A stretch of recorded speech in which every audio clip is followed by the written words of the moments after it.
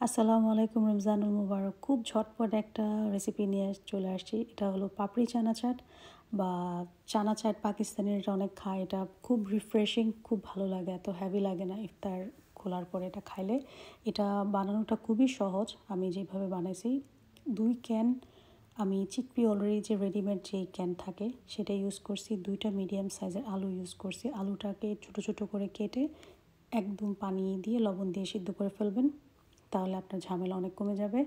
আর যেটা লাগবে, কিছু পরিমাণ পুদিনা পাতা, কিছু পরিমাণ ধনিয়া পাতা। বেশি পুদিনা পাতা দিলে একটু বেশি গন্ধ আসবে, তো আপনি মাপ মতো দিবেন আর যতটুকু লাগে। তো পুদিনা পাতা, ধনিয়া পাতা, 2টা কাঁচামরিচ দিয়ে ব্লেন্ড করছি, ওইটা আগে মিক্স করছি। তারপরে ইয়োগার্ট 2 টেবিল স্পুন ইয়োগার্ট নিছি। 1 চা চামচ আমি ওই শানের চাট মশলাটা নিছি, আর 1 চা চামচ চিনি নিছি। ওইটারে ভালো করে মিক্স করে আমি আবার ওটা দিছি।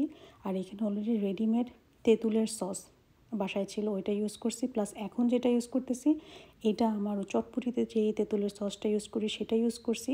তারপরে আপনার অল্প করে লেবুর রসও আপনি ইউজ করবেন। সব কিছু দিয়ে ভালো করে মিশাবেন। আর আপনার পছন্দ মতো যেটা খান, শসা, ধনিয়া পাতা, কাঁচামরিচ, পেঁয়াজ, টমেটো দিতে পারেন। আমি টমেটোটা অ্যাভয়েড করছি, অনেকে টমেটো খায় না।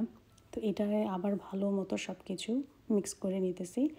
আর এখানে আপনার যদি মনে হয় আপনার একটু চানা চাট মশলাটা দিতে চান তাহলে দিবেন, আর না দিতে চাইলেও ফাইন। আর অনেকে গ্রিন সসটা যদি পছন্দ না করেন, ওই গ্রিন যেই সসটা বানাইছেন সেটা আপনি আলাদা করেও দিতে পারেন, তাহলে এটা গ্রিন এত বেশি হবে না। কিন্তু আমি চাইছি একটু মিন্ট ফ্লেভার গ্রিন আনার জন্য, সেজন্য আমি এটা করছি।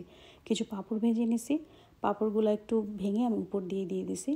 আপনি পাঁপড়গুলো দোকান থেকেও কিনতে পারেন, আবার কোনো কোনো পাকিস্তানি দোকানে ওই যে পাপড়ি চাট এর জন্য ওদের আলাদা পাঁপড়টা পাওয়া যায়, ওইটাও কিনতে পারেন। গোল গোল আমরা যেরকম ফুচকা খাই ওরকম, এটা তো ফ্লাফি না, পাতলা পাতলা পয়সার মতো দেখা যায়, ওইটাও আপনি কিনতে পারেন। যেহেতু আমার বাসায় কিছু পাঁপড় ছিল, পাঁপড়গুলো ভাইজা এটা দিয়ে দিছি। আর সার্ভিংয়ের সময় এই পাঁপড়টা দিয়ে চাটটা খাইলে খুব ভাল লাগে।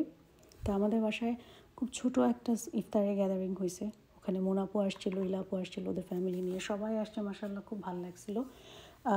তখন আমি একটু তেহেরি বানাইছি, আচারি বিফ তেহেরি। অনেক সময় নর্মাল তেহেরি খাইতে খেতে ভালো লাগে না, রোজার সময় মনে হয় যে একটু ডিফারেন্ট কিছু করি। তো এই আচারি তেহেরিটার স্পেশাল হলো আচারের মশলাটা। আচারের যেই মশলাটা ইউজ করেন ঠিক ওইটাই একটু হালকা টেলে নেবেন, 3-4টা শুকনো মরিচ দিয়ে, তারপরে চালের মধ্যে ছেড়ে দেবেন, হালকা একটু বিরিয়ানির মশলা দিবেন। গরুর মাংস যেভাবে রান্না করেন বিরিয়ানির জন্য ঠিক ওভাবেই করবেন। তো মাংসটা যখন হয়ে গেছে আমি চালের মধ্যে দিয়ে দিছি, এখন একটু নাড়াচাড়া করতেছি। আর অল্প একটু ঘি এখানে অ্যাড করছি সুন্দর একটা ফ্লেভার আসার জন্য। তো এই ছিল আমার মেইন ডিশের জন্য। ইফতারের জন্য যেগুলো আমরা করছিলাম বাসায়, সমুচা আমি অলরেডি একটু আগে বানায় রাখছিলাম, 2-1 সপ্তাহ আগে। ওগুলারে ভাজছি, চিকেন সমুচা। তারপরে একটু পেঁয়াজও ভাজছিলাম। মোনা আপু আবার একটু ক্যাবেজ পাকোড়া করে নিয়ে এসেছিলো, ওইটা খাইছে। এখন টেবিল দিয়ে সবাই হেল্প করতেছে, আপু হেল্প করতেছে, হালাল সিস্টার। তো মাশাআল্লাহ আমরা সবাই ছোটোখাটো একটা ইফতার এনজয় করছি। আল্লাহ হাফিজ।